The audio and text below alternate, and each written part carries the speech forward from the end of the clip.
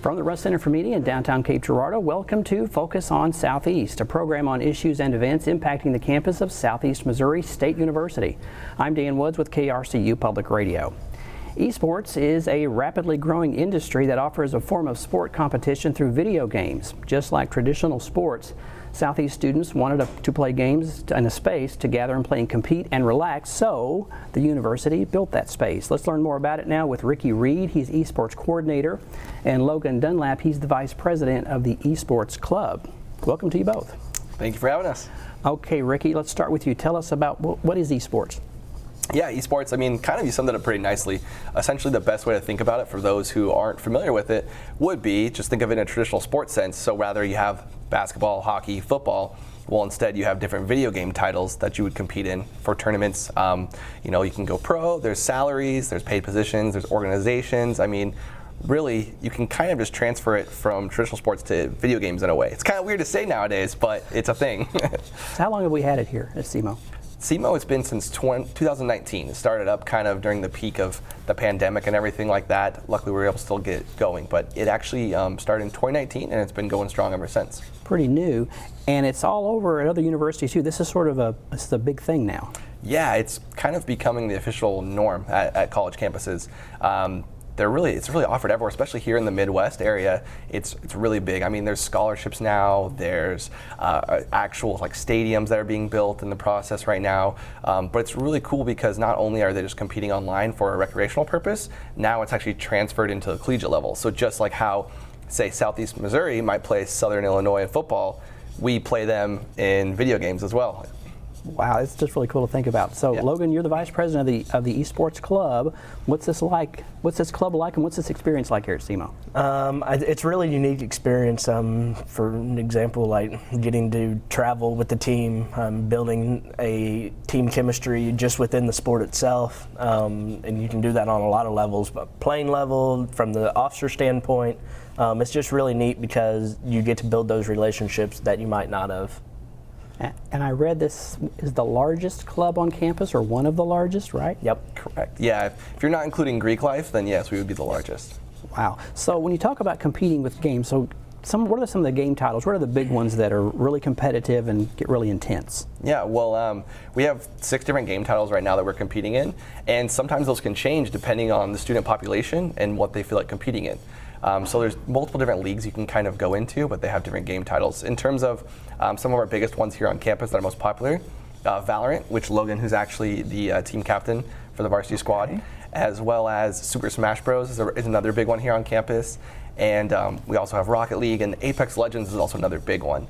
But Valorant, Logan can probably speak more to it, they actually won their league last spring. So they actually were league champions. Well, tell us about that. So basically, it's a 7-week season and then a 3-week playoff. We play normally takes about 2 or 3 hours, one night a week. But we spend a lot of time outside of that, putting in the hours, practicing, getting ready.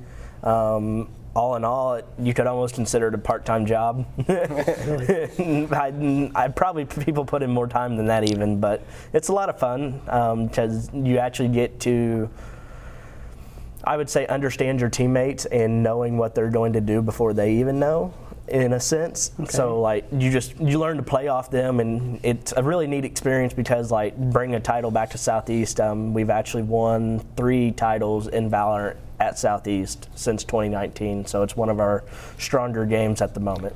Okay, my son plays some of these games, so I know a little bit, but Valorant I'm not familiar with. What's the idea behind the game? What kind of game is it? Have you ever heard of Counter-Strike, like CSGO? Yeah. Okay, so it's a 1st to 13, you play 12 rounds of attack, 12 rounds of defense.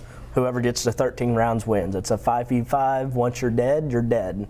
Unless there's agents that can bring you back, but and it's a currency based, so you get so much money per round to spend. So some rounds you may decide not to buy anything as a strategy to save for the next. So it's a lot of strategy based, really. Yeah, it's really interesting. We've got some video that we're going to show just of the esports arena and some of the stuff that's happening while we continue to chat here. So talk about the fundamentals of this, Ricky, because there's a lot of things that go into this. We think some folks listening may just think, oh, they're just playing video games, but there's a lot more to it than that. Yes, definitely. So like Logan even spoke to a little bit, one, we have tryouts that we have for our different game titles, right? We try to gauge interest on what game titles that students want to compete in. So we actually have tryouts. So we have a process of, who makes the team. We'll have varsity rosters, JV rosters, and if there's enough, we even like to have academy teams for people who want to learn and practice the game more. They have practices every week. We find scrim or practice partners with other universities that are across the U.S. to kind of practice and play against for our leagues. So not only is there regimented practice, but then there's also just the whole competing aspect of other colleges. You can also win prize money. We travel, like for example, last spring, the Valorant team, we went to Iowa State and we did a tournament there. There's a lot more, and then the club sense, I mean, there's so much professional experience to gain too. Esports isn't just also about playing video games. For example, I'm obviously here coordinating here on campus for a college, right? But there's production, there's content creation, there's social media, there's marketing. I mean, there's just leadership and management. I mean, so in the club, it's not even just even if you don't want to play, we have things to do in the SEMO Esports program where you can learn leadership, management experience, whether or even coaching teams or simply just working on our content team and helping with our streams.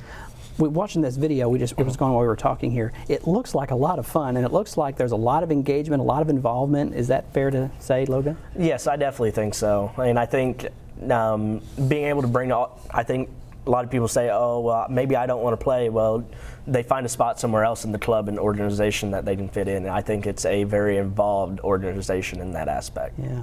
Give us a sense of job opportunities, because I think this can be very lucrative, can it? Yes, definitely. Just like how, say, so esports, the way the leagues work are a little bit different, but say like you took someone like the LA Lakers, right? Well, there's esports organizations. So for example, like there's one called like Team Liquid, one called 100 Thieves, one called TSM, Cloud9, and they all have different teams for different game titles. Well, inside all those game titles, you got to think about it. One, they have people running their social media. You have people who are creating content for them. You also have people who are team managers for each game. You have coaches for each game. You actually have just members within the organization. So there's technically even like HR positions. There's, I mean, really, if you think about it, it kind of becomes to the whole aspect of it's kind of like it's kind of like it's a blooming industry, like you said earlier, where it's just creating more and more positions and more jobs. So even if you're not a professional level of player, there's a way to find your foot in the door if you still want to work into like the esports scene professionally. I mean, just to hear you talk about it, it sounds just like traditional sports. Exactly. It's everything just sort of all lines up together. Yeah, and that's kind of where like the gap is kind of finally kind of being bridged, as people are realizing, oh, there is money involved in this, there is competition. I mean, there's multi-million-dollar tournaments and pro players. It's very rare to have them have under a six-figure salary plus the sponsorships. I mean, it's not even just like your typical sponsorships of, like the whole gaming stereotype of like, oh, energy drinks and fast food or something, right? Right. Like there's like Mercedes-Benz or there's BMW, Puma, like there's so many sponsorships that would translate to what you'd see in traditional sports as well. So it's kind of really neat to see the transition kind of happening. So Logan, for you and for other students that are involved in this, does this sort of help you guide your career choice? Or are you doing it just for fun, or do you have a longer term, or other students have a longer term career path in mind because of this? I think, so when I came to Southeast, I was originally an ad major, still an ad major, but opening the door to the esports industry, I think, is definitely something that has opened my eyes. Like he said, it's not even just you don't even have to be a player, like you can be a team manager, or, I mean, and some people like the content side more, so like, running a stream, making sure everything being on the production side of things. I think that's really unique also that we don't see, and like when you think of it, you don't see either because you're looking at it and like, oh, it's 10 people playing a game, but how many people are behind them also, I think, is a big factor. Yeah, because some of us, like me, my thumbs aren't very, my coordination is not great. So when I did try to play with my son, I got yelled at a lot because we would get killed, or if it was a shooting game. We didn't last very long because I'm not very good. But there's a lot of other things that are going on behind the scenes, as you said. Talk about recruitment, because this has to be somewhat of a recruitment tool, and students that are looking at universities may look to see if there's an esports Definitely. program. It's kind of becoming more important at colleges, like more and more as time goes on. really, as the generation right now that's in high school, junior high, middle school, they're all growing up with video games even more so than, say, my generation did. It's becoming more and more relevant. Even at the junior high, the middle school, the high school level, they're all building esports programs and they're having esports teams. For example, we literally just helped with Cape Central Junior High and their Super Smash Bros. State Championships, and they actually won. So actually a Cape Central player just won state championship for junior high for Super Smash Bros. So it's going to be more and more popular and more prevalent, and I literally have students every semester. I visit with their parents and them come out when they come to SEMO and they see it as an option. I do tours all the time in terms of telling them what SEMO Esports is about and showing them on the campus, showing them the facility and the arena. And it's a huge factor, I would say, in a lot of students' decision on where to go, and esports is becoming a big part of that.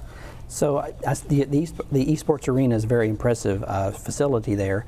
So is the funding, is that through student government? How do you, and there's a lot of money that goes into gaming computers. I do know that they're expensive. So how does that side of it work? Yeah, so that side is kind of like a 50-50 in a way. So student government and the rec center both kind of match in terms of for equipment, gear, supplies, our league fees, that kind of thing, travel. So we kind of split it down the middle. And even if you go into the arena, you'll see a nice little plaque there that's from student government and what they pledged, in the initial startup. So we kind of like to share the load in a way, because it is for the students, but also the rec wants to provide this opportunity for students as well. So it's kind of like a teamwork in a way. So Logan, what other things does the club do besides, I guess, maybe practice a lot?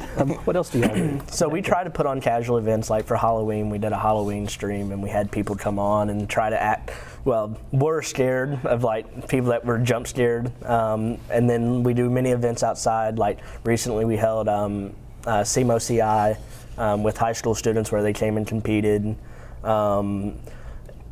Just last week we actually held a in-house Valorant tournament, but it was a for fun tournament. It wasn't practice for anybody, and we had, I think, 40-something people come out and just play Valorant for 4 or 5 hours, and a tournament style base. But there's also, we try to provide the casual players a way in too.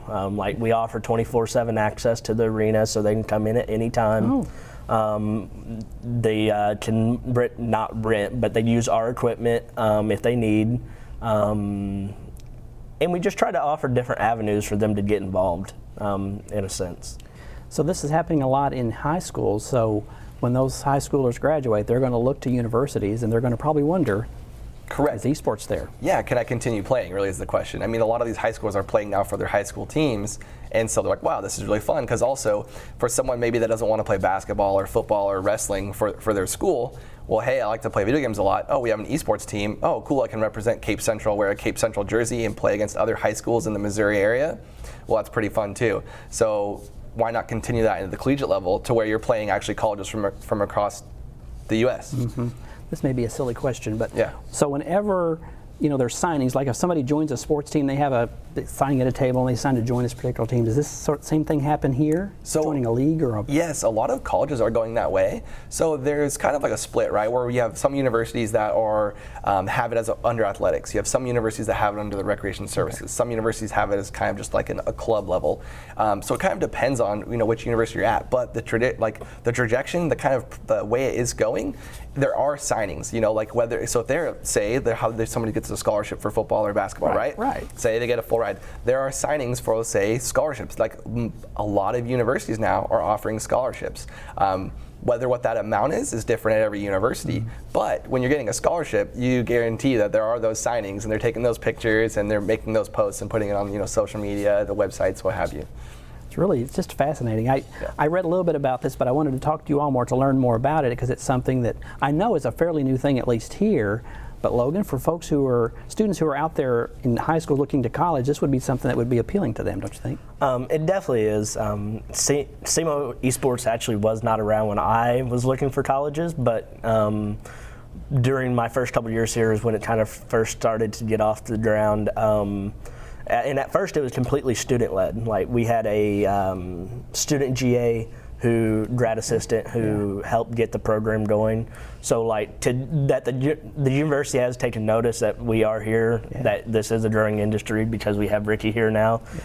He's a big asset to us, and I think overall just the program in general at Southeast is growing. Yeah. Very, very interesting. Logan, Ricky, thank you both for visiting with us. Of course. Thanks for having us. Yep. Okay, when we come back, we'll talk with Dr. Brad Deacon from Southeast Department of Engineering and Technology. You're watching Focus on Southeast. We'll be right back.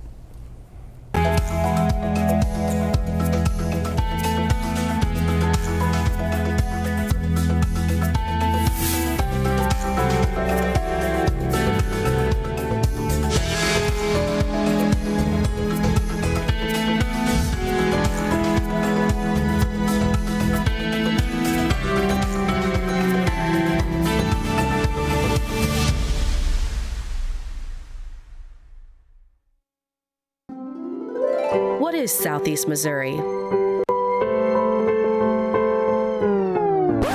Let's try this again. You are Southeast Missouri. You make Southeast Missouri what it is. And Southeast Missouri is who we are.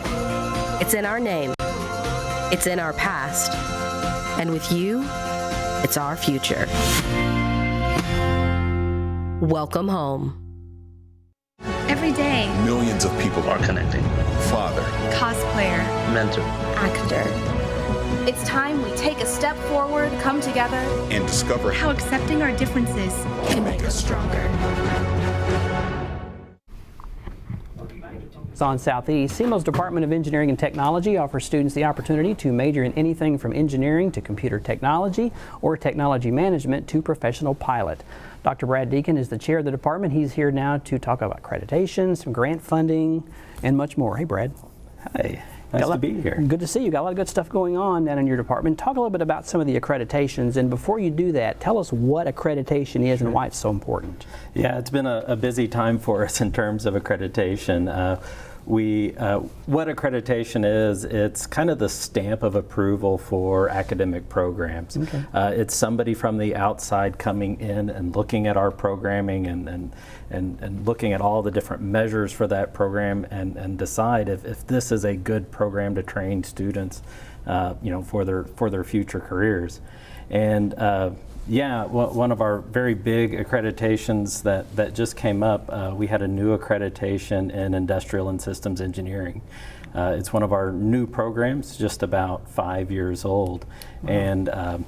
And they required us to wait to have a graduate, somebody that has graduated from the program, and once we did that, we did apply for that accreditation. They came and visited our department and the campus, and we received that stamp of approval. So now those students can go on and become licensed professional engineers here in Missouri or anywhere else. Well, that's great. And the accreditations are usually good for, 3 to 5 years, depending on the program, I guess. Yeah, we have to re-accredit them. Most of ours are on a 5 or 6 year cycle. Mm-hmm. So in addition to that new accreditation in industrial and systems engineering, we just had our re-accreditation for our Association of Technology Management and Applied Engineering, which accredits our technology management program. Mm-hmm. And we had a successful visit there and got that stamp. And then we have some really big ones coming up as well. So for instance, our engineering physics and engineering technology programs, we're working on those reports now. Okay. And are expecting visits pretty soon. Let's talk about an event that happened not too long ago, and it kind of caught my eye, was the MoDOT bridge building. I know we don't necessarily host it, but I know we're involved with that. Talk about that and what students did when they were here. Yeah, so that's something that MoDOT puts on that we kind of help them as they're here, and it's a high school competition where students will build bridges out of wood, and the idea is to get the most strength out of the bridge with the least amount of weight of the bridge structure itself.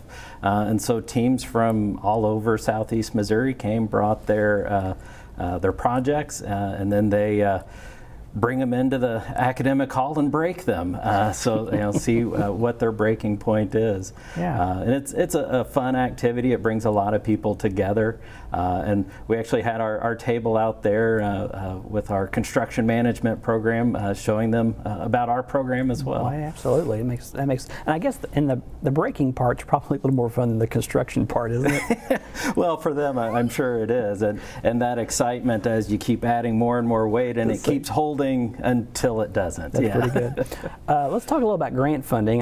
Did you get some grant funding for the aviation for the drones program, maybe, that I read? We did. We were lucky enough to get some Department of Education grant funding, and it will be a pretty sizable chunk, $1.7 million. That's a nice grant. To add quite a bit of new equipment for both our professional pilot program and our unmanned aircraft systems programs. So I know some big ticket items that we are looking at for that. We already have aircraft. We work with U.S. Aviation for a lot of that.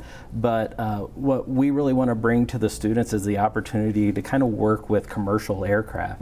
And it's kind of difficult to bring in a Boeing 737 or something like that. Right. So what we try to do instead is get high-end simulators that make it feel like you are flying one of these without actually flying, right? And I'm guessing those are pretty expensive. They are pretty expensive, yeah. They can be quite costly.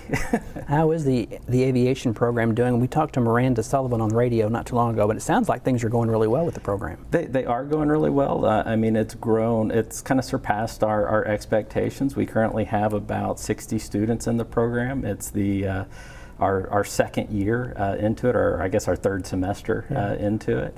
And we have students progressing through the program. The way we kind of design the curriculum is they go through a lot of the flight side of the program before they get into the more lecture college classroom style classes. And we actually have a couple of students kind of finishing up that flight side, so that's kind of exciting. That's really cool. Okay, so I saw something that I have to ask you about because I don't know about this. Virtual and augmented reality in construction. What is that all about? Yeah, and that's one of those things that we have a pretty tight relationship with the industries around us, and we bring industry to us to kind of make sure that we're always teaching the tools, the techniques, the equipment that they're using in the field. And one of our industrial partners at one of our recent advisory committee meetings, they were talking about how often they are starting to use virtual reality in construction. And so Jaron McMurray, one of our faculty members in that area, he's been working pretty hard on figuring out how to bring that into the curriculum. So in construction, they use augmented reality. You can actually draw out a building, draw out the floor plan, and actually see that floor plan in 3D with either with an iPad kind of holding it up, or if you have the virtual reality goggles, you can walk through a building before it's ever built. And really, even more importantly, for the construction manager, is when you're actually on the job site, you can compare in real time the drawing of that building with where it, with the actual build. So we had one of our companies talking to us and saying, you can walk through a facility and you can see a pipe and see that it's a foot to the right just by comparing them, and hopefully catch a lot of mistakes before they become costly mistakes. So yeah, I mean, that seeing it ahead of time, because it's always more expensive to go back and have to undo and change the wiring should have been this way. Now you're running alongside something you shouldn't be, and that can really get to be costly. Yeah, you definitely want to find that mistake before you put in all the wall, yeah, it makes the drywall and all of that. Makes a lot of sense. Let's talk a little about there's these big solar panels now down in the parking lot at the Show Me Center. I know students were involved in learning about all of that. Tell us about the partnership there. Yep, and that's actually with our construction management program as well. They reached out early on, and we always try to give our students a chance to see what these things look like in the real world, and what an opportunity we had, because we had this large-scale construction project, literally hundreds of feet from our building. So they were gracious enough to bring in engineers and designers, and they would do presentations to the class and have discussions with them on the process. But even as that build was going on, they were bringing students out at different aspects of it, before they broke ground to, finished product, and showing students how they were erected, but also all the management aspects and the planning that goes into that project, something so large scale. That's sort of that real world experience that Southeast does a lot of. Yes, it is, and we do that. We've talked about construction management. We do that across all of our programs. I mean, I have an engineering technology class, and this last semester we went and visited 4 different manufacturers in the region just to see what a manufacturing process looks like, and what really a career in these areas look like. A lot of us may think, oh, I want to be an engineer or fill in the blank, but we don't really have any idea what that career actually looks like. And so to actually go to these places and talk to the people doing it is really beneficial for them. Yeah, we got a couple of minutes before we go. I'll have to ask about the drone program because I think it's just the coolest thing ever. So how are things going with that program, and what's new in the drones? One exciting thing, we did recently get it offered as a minor, so it's open up to many other students because it's a big field, even if you don't want that to be your entire major. So it's going to open it up to a lot more people. And with that grant funding, we have some really interesting drones coming in, including like gasoline-powered ones and tethered ones and everything else. So, it's a new program, but we've had some recent graduates, and they've had incredible success in getting jobs in that field. So it's been amazing. And the growth's been really, really good as far as folks coming through it, right? Well, it's still one of our smaller programs, but opening up that minor avenue, it's really starting to fill up the classes. Yeah, we got a little bit of time left. Anything else happening over in your area that folks might think, well, that sounds really interesting? Yeah, actually, we just had our first Lego League. Cool. That's another competition that we help host. So that's actually for 4th to 8th graders. They build robots to meet missions. And that was a fun event. And actually in February 4th in the Student Rec Center, we're hosting the high school version of that, the First Technology Challenge, where they'll be building robots out of these kind of metal erector set type kits, but they have pretty complex controls on them and sensors and drives and that kind of thing, and competing head to head. Yeah. It's always good too to get students on the campus. It is, and just to show them that we're here. I mean, in addition to that aviation grant, we get about $250,000 of grant funding each year, and so we're always bringing in a lot of new equipment, and it's kind of the best kept secret is in our basement. Fantastic. Brad, thanks so much for spending time with us today. Thank you for having me. Focus on Southeast is a collaboration of KRCU Public Radio and the Department of Mass Media here at Southeast Missouri State University. Just a reminder that portions of these conversations will be broadcast on KRCU Public Radio and will also be available online at krcu.org. From the Russ Center for Media, I'm Dan Woods. Thanks for watching. Be sure to tune in next time when we focus on Southeast.